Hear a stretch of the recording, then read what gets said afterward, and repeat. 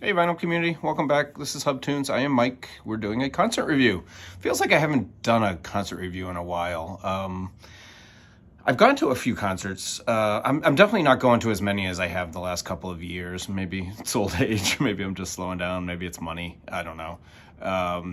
I have gone to a few concerts that I didn't do reviews on, mostly because they were bands that I actually saw last year or the year before and also did reviews on.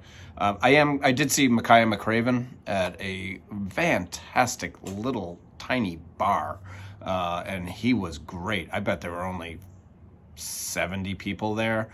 He was getting ready to kick off a world tour. He was heading to Europe like the next following week, I believe, and he was in town. He's from Chicago, so he was doing a little show, and it was great. It was like a pop-up show, like last minute. Tickets went on sale, boom, they were $10.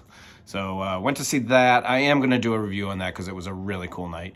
But this one is a band a gentleman, a singer, a songwriter, a wonderful musician.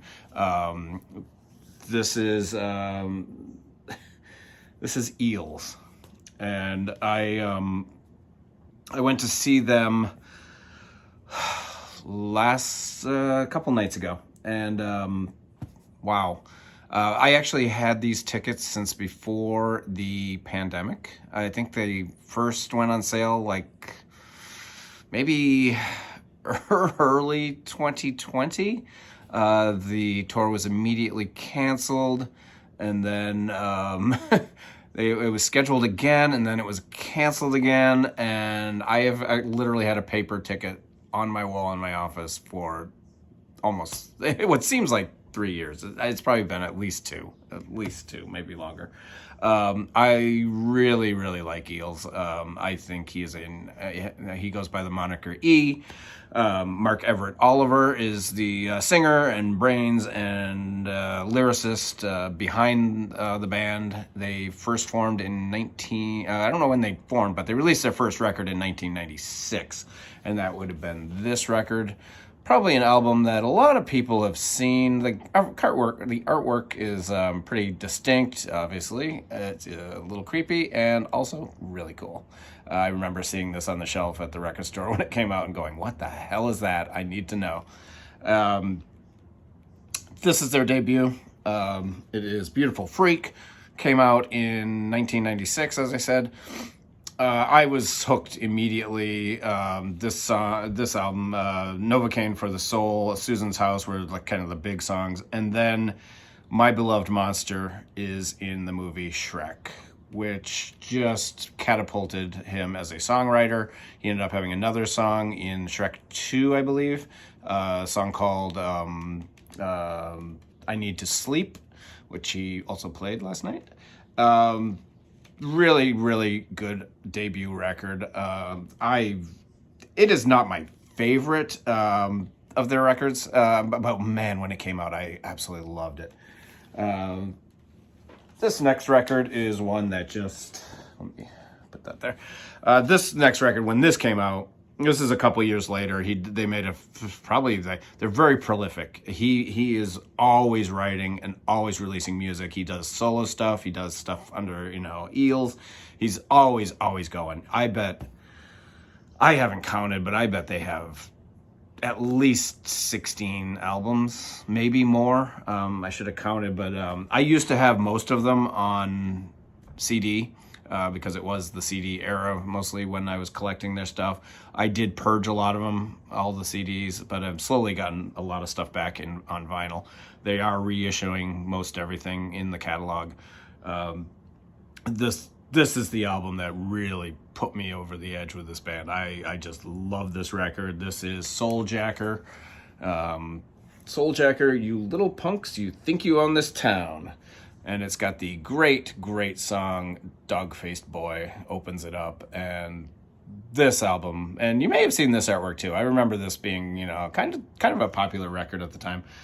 This is a reissue, sounds great. All their reissues sound wonderful.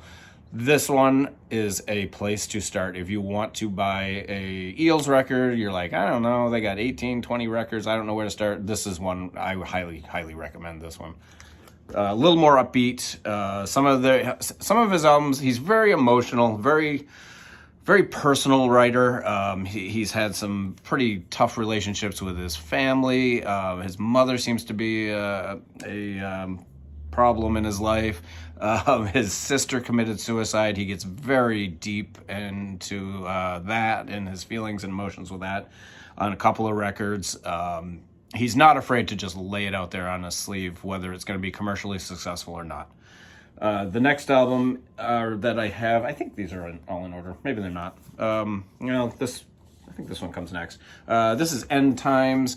This is a good record. Not their strongest. It's got a couple of great songs. A Line in the Dirt is great. The title track, End Times. Apple Trees is really good.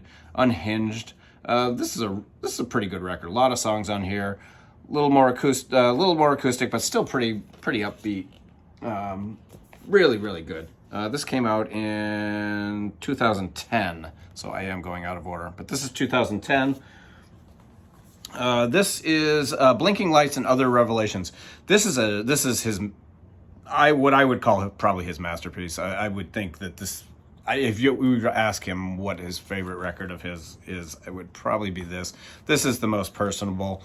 Really, really, really just emotional. You can hear it in all the songs, lyrics, and it's really, really good. This is Blinking Lights and Other Revelations. This is a reissue that just came out. The reissue came out actually just a few weeks ago, and it's gorgeous. It comes with this nice, really nice book. It's got all the lyrics to all the songs on it. A couple of photos. It looks like personal photos, of his mom. Clearly, has a lot of issues with mom. It's and it comes to a 4 in this record. It's a 3-album set. Just like I said, just reissued on BMG, and it sounds absolutely phenomenal. There's a lot of photos. I'm guessing this is his dad, and a very personal record. There are. Jeez, man, there's got to be 35, 40 songs on this record. And it's just great poetry, great lyrics. Songs that, he writes a song called Son of a Bitch about his mom. So very, very interesting, very personal, not a light-hearted summer listen at all, but a true masterpiece. This probably would be the highlight of his writing career. This is a good record. I haven't listened to this a whole lot lately, mostly because I love all his other stuff. But this is Ombre Lobo, 12 songs of desire. This is pretty cool. I need to spin this more. I haven't listened to this in quite some time. But lyrics, there he is right there. Oh, he's got a long beard. It's much grayer these days. Pretty good record. What are the highlights here? Oh, the Prize Fighter, the opener, is pretty cool. And that look you gave that guy is pretty cool. Also, Fresh Blood is excellent. So, and you can get these. This one's pretty cheap. Actually, this one I think you can get for like $18, $20 on Amazon. If you like Amazon. This is, I believe, part of the same sessions. This is the MySpace Transmissions. I don't know what year this came out. This is kind of an EP. I forget what year this came out. It's got 6 songs on it. It's got a few. Yeah, it's just like in the studio stuff. Like more acoustic-y stuff from previous records. He does do a Dylan cover, "Girl from the North Country." "In My Dreams" is a great song, and he does "My Beloved Monster," which is from the first Shrek movie. I probably owes a lot. I got a weird glare here today, don't I? Anyway, this is the Transmission Sessions. Pretty cool stuff. I like that. This is a gorgeous, gorgeous session. This is. Let me take this out of the box, or out of the plastic. This is really, really nice. This is a wonderful set. This is Eels live at the Royal Albert Hall. This is a 3-record set. It is awesome. It is just gorgeous. A lot of acoustic-y stuff, a little more solo, but then the band does come out and play with him on a number of tracks, and he does get electric. It's a beautiful set. Royal Albert Hall, can you imagine seeing a show there? I cannot. Look at this.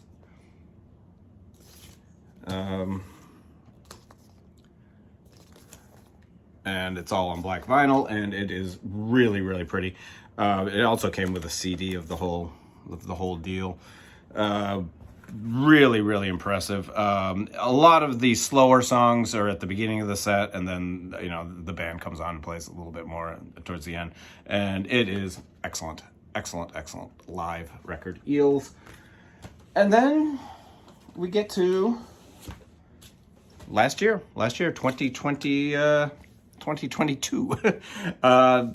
He releases this album, which was, you can go back and look at my favorite albums of 2022, and this is very close to the top. I think I put this at like number 2 or 3. This is great. This is Extreme Witchcraft. This is an upbeat rocker. If you want to hear what he sounds like and what this band sounds like, electric and full-blown, this is great. Highly, highly recommend this. This is absolutely terrific. I just remembered I have another record. Oh, here. Oh, I got to show this too. I forgot about this. But this is their album from last year, and it is awesome. Absolutely great record. Like I said, high energy, rockin' songs. They opened with 4 songs from this record, I believe, 3 or 4 songs right in a row, all from this record, and then he goes into the older stuff. You get a little weird little card. It's just, what a surprise. Not even a surprise, but I just wasn't expecting me to love an album as much as some of his earlier stuff. I thought Souljacker or the first album would be my favorites of his for all time, but this has moved up. Extreme Witchcraft, excellent, excellent record. This came out. This is one I forgot because it's a 10-inch. And he played a bunch of songs from this also. And this is Wonderful Glorious. Really, really good record. It is and they just, I don't know why they did it on a 10-inch, but I'll show you. It's a 10-inch, Jesus, 10-inch on orange.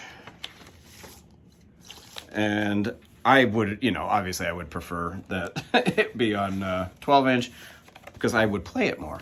But this also, again, on BMG, and another high energy record. This one definitely is a rocker. Bombs Away, Kind of Fuzzy, Accident Prone, Open It Up. On the Ropes, New Alphabet, Stick Together. Wonderful Glorious, the title track. He actually played that last night. Really, really good. I recommend this too, but I don't know. It might be out of print. I don't know if you can find it. I got it the day it came out, and this would have been 2013. So I don't know if this one is still available, but everything else, as far as I know, is. So I went to the show. It was at the Metro here in Chicago, a pretty famous, probably the most famous of the smaller clubs in Chicago. It's been around forever. Everyone's played there. Cheap Trick, Smashing Pumpkins. Everyone's played there. I've seen so many bands there. It only holds I think it holds about 500 people, maybe a little bit more with the balcony upstairs. They have a tendency to oversell, and it can become very, very uncomfortable in there. In fact, I was at the Lemonhead show there a couple of months ago, and it was unbearable. They oversold, and it really made things uncomfortable. I've seen Gary Newman there a couple of times. He was also oversold, but I didn't care because I love Gary Newman. So I didn't know what it was going to be. I walk in, and I got there for the opening act. The opening act was a rap artist. He was pretty good. He had a really nice voice. He had a really good voice. I forget his name. Sorry, dude. So got a drink. The drinks are very strong and very expensive. Got my spot. Was hanging out there, and the band comes on, and I turn around, and there's like no one behind me. So I kind of had plenty of space to like, I could wave my arms around and I wouldn't have touched anyone. So it definitely wasn't sold out. And it was comfortable. It was nice. The sound was good. I had a great spot to stand. They came out, like I said, they did 3 or 4 songs right away from the new album, Extreme Witchcraft. And then he kind of went into some of the slower songs, a little more slowed down stuff, a little more powerful lyrically. I really enjoyed it. I enjoyed those songs probably the most. He did do the 2 songs from Shrek movies, which I guess is mandatory. So he did those. He did a couple of covers. He did a Rod Argent cover. That caught me by surprise. I forget which one it was. And actually, I think it was an encore. And he played about 27 songs. So the band was hot. The really good instruments. Everyone was tight. It was a wonderful evening. If I'm rambling on about it, but I apologize. But it really was a terrific evening. Like I said, the sound was great. The crowd was great. It was a comfortable venue, and the weather outside in Chicago in June can be nasty. There was a concert. The Metro is right across the street from Wrigley Field. So there was a country concert at Wrigley Field last night.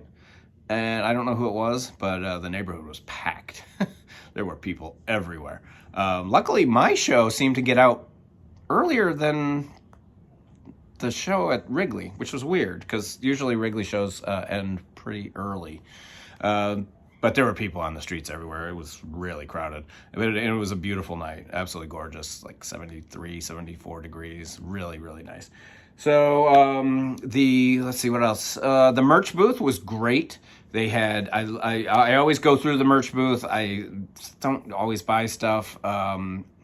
If there's a t-shirt I think is groovy, I'll buy it, but I'm not a big concert t-shirt person anymore. I do buy a poster, and that was one thing that kind of bummed me. He did have a really cool poster, but it wasn't tour specific. It just said Eels. It didn't have the tour year or the venue or anything like that.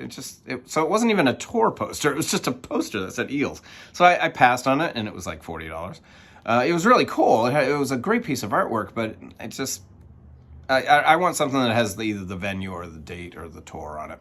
So I passed on that, but I did pick up this, and I didn't realize it was an EP until I got home, and it was a little expensive. I think it was like $25 for an EP.